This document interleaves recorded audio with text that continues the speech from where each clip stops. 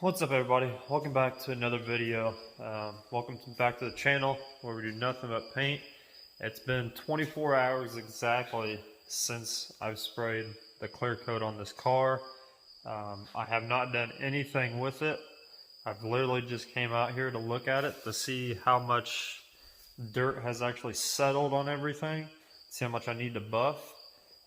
It looks like the entire hood, the entire top of everything needs buffed. It's got a little bit more dirt than what I like, but I also did not put 4 or 5 coats of clear on it, so I didn't get to bury a lot of it.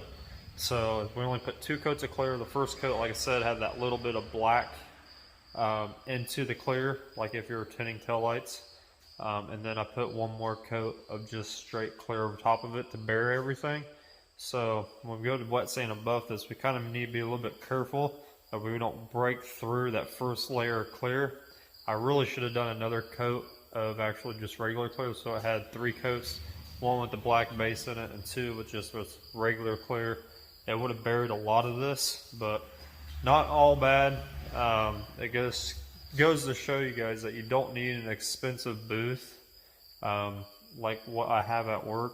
Those booths are running anywhere from like $90,000 to $160,000, and I mean that's pretty expensive if you're just starting out, or if you're wanting to do this as a hobby. Even me doing this kind of full time at work and at home, it's still too expensive. So I've just got, as you've seen in my videos, I've got a simple curtain set up here that just runs all along a track, and then I've got a simple exhaust fan set up. It's not the best. This is what I really need to improve on, because it needs to be, I think a lot of the dirt that's laying on top of these panels, or just pretty much anything that's in the air when you spray and it's just settling back on top, I think it's where a lot of the dirt issues are coming from. So if I upgraded my fan to like an exhaust wall with the bigger fan on it, I think it would take care of 90% of these issues. Because like I said, when I sprayed this, I really didn't have any dirt on it. It's when I came back in and looked at it after everything settled on top of it. And that's just, you know, when you're doing this stuff, you don't have a legit booth or anything like that where it's actually drawing a lot of air out.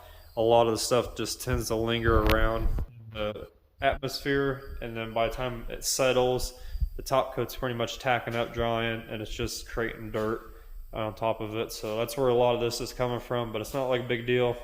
It just takes more time to wet sand and buff it. I hate buffing, so I try my hardest to actually get as clean as I can, so I do little buffing as I can. But this hood is just covered in it. So what we're going to do is we're going to pretty much sand down the entire tops of the fenders, the hood, and the top of the bumper, where it's got the most dirt in it. And the way I'm going to do that is, if you guys haven't watched my videos, I've gone over this slightly in another video when I first started putting more content out of the process that I use to go through buffing, to make it as fast, as easy as possible.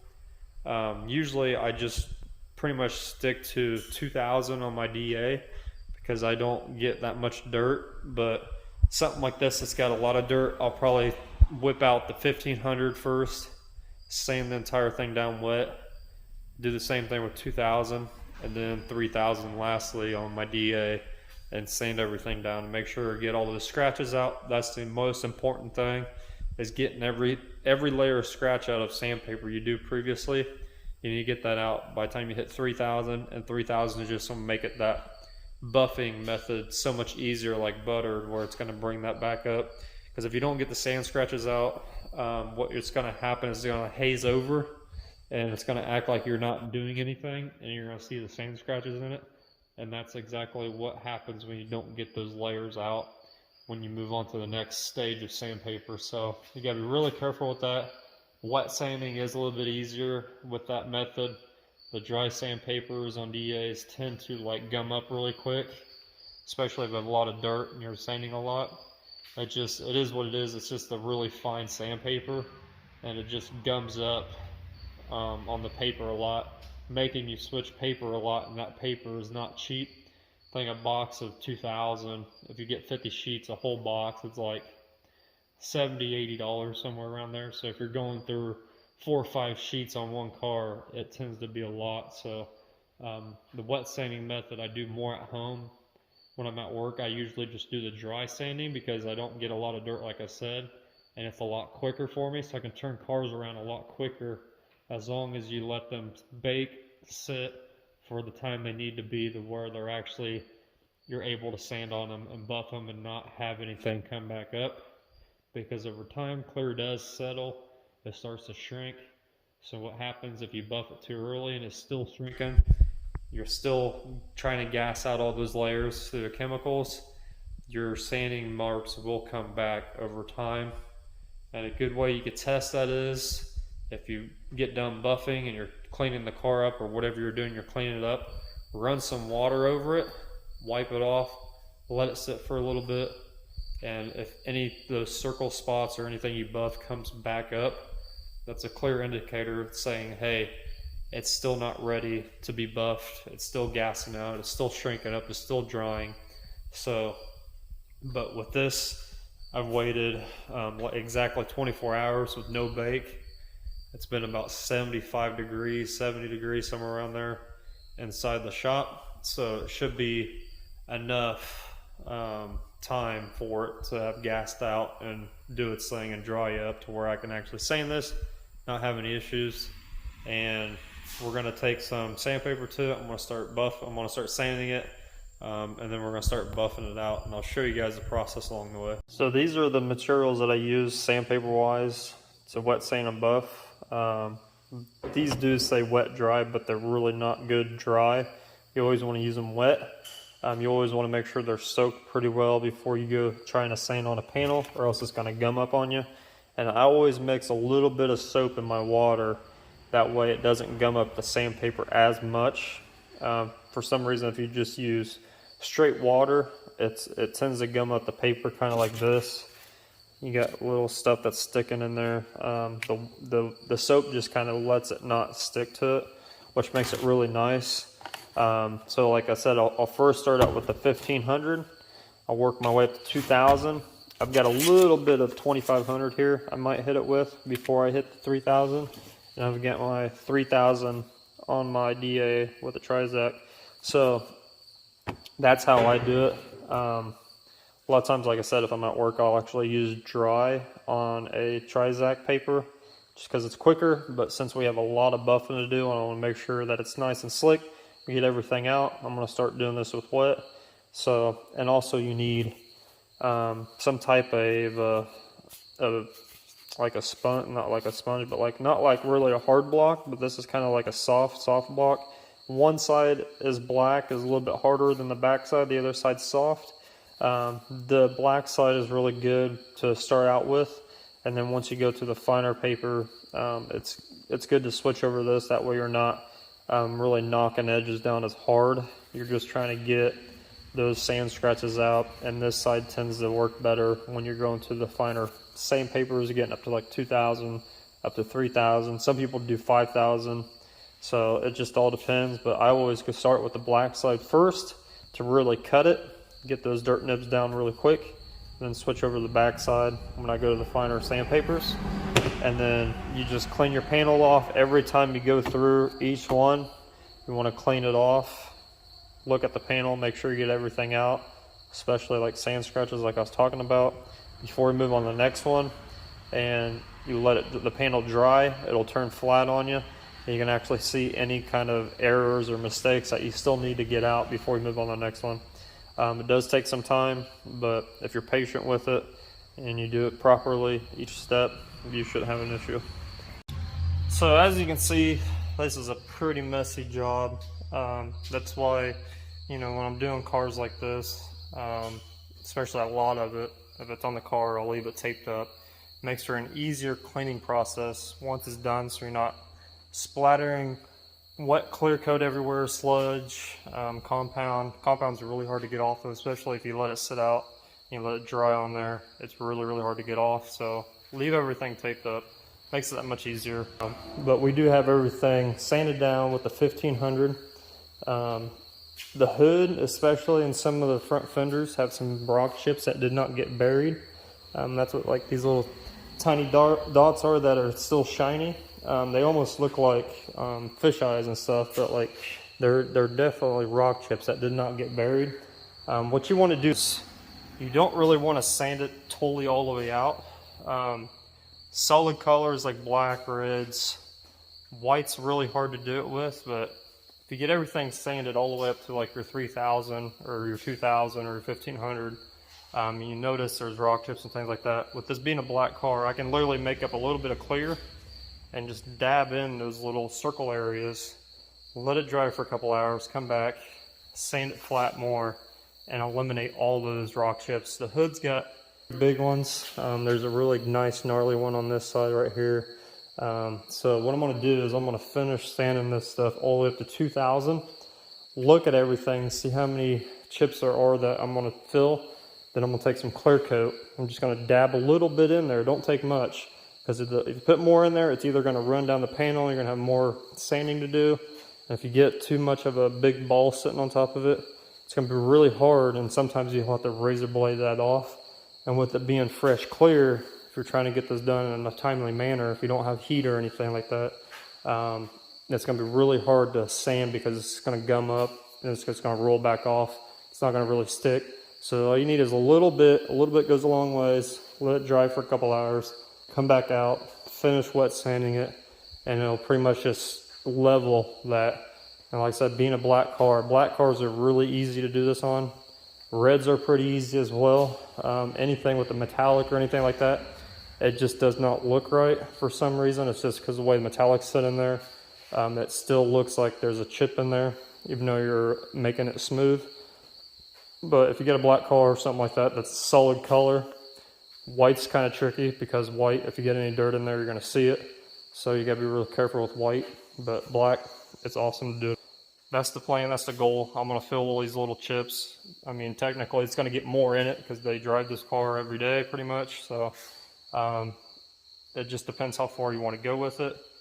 Me, I'm going to try to eliminate as much as possible, because I want this thing to look pretty much back to new as it can, and get it buffed and get it back together and send it home. So that's the goal. I'll show you guys updated pictures as well. Alright, so I went through all the way up to 3000. I went back over 1500 a couple more times, then I stepped up to 2000, then I went to 3000 right after. And this is how you pretty much want it to look like. Every step you take, it should bring more of that shine back to it, because you're pretty much bringing that back up. You're cutting the top layers off, so you're bringing that shine back to it. So this is pretty much how you want it to look like when you're about ready to buff. Now if you go to 5000, obviously it's going to bring that shine back even more. But I just cleaned it off, I looked over it, and the little rock chips I was worried about, they're pretty much non-existent. They're so tiny that I'm only going to worry about the big ones. Like there's a couple right here in this corner. So I'm going to go ahead and buff this all, and then do another look over it and fix the ones that I need to fix that are really big. Once it's built, get it back together. There's like a couple on the bumper too, on the top of the bumper where we didn't fill in. That one's really tiny, but there's like I don't know where it went. It's somewhere around here. It's a decent, I mean, it's not huge, but it's a decent sized one. There's a little one right there. Those are little things I'm talking about. Our previous rock chips that I'm trying to get rid of. But it's looking really good. Super happy with it. So I'm gonna go ahead and buff it. I'm gonna show you guys what I use for compound if you guys don't know.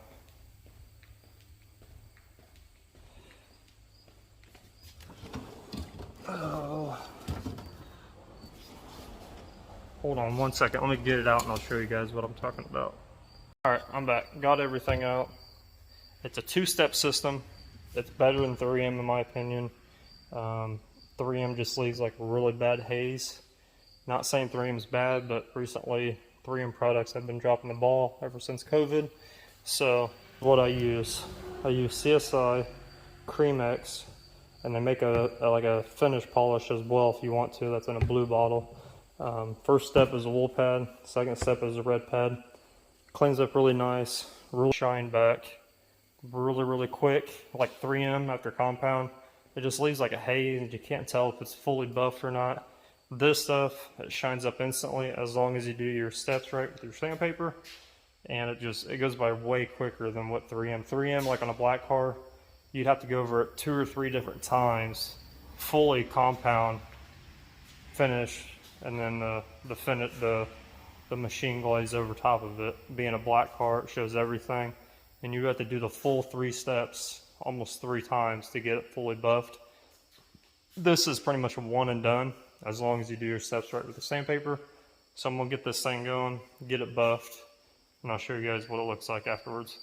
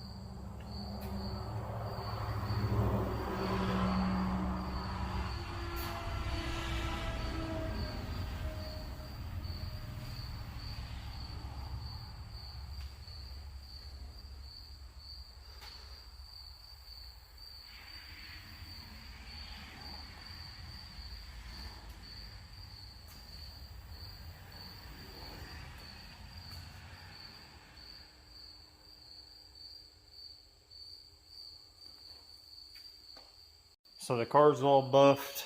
Probably took me about a good 40 minutes from start to finish. So I like this stuff. It works really quick. It's not messy. It's easy to clean up. The wool pad, you got to use a little bit more compound than what you normally would think. It's actually less than what 3M is. 3M, you got to use a really lot of compound. This stuff you don't have to, but you do. Especially like on a black, because you gotta try to get all those scratches out. And then I don't wipe it off at all until I'm ready to go to the red pad.